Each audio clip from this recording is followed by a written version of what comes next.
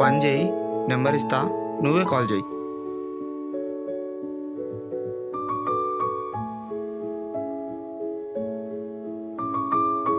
సరే ఇవ్వు.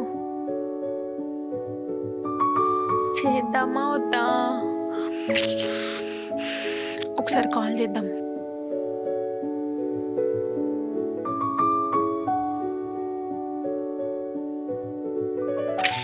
ఏంటి ఫోన్ లిఫ్ట్ చేయట్లేదు? హాయ్ సుబ్బు. హా? మార్నింగ్ నుంచి ఎక్కడికి వెళ్ళావు? ఫోన్ చేస్తే లిఫ్ట్ చేయవు, అంత బిజీయా?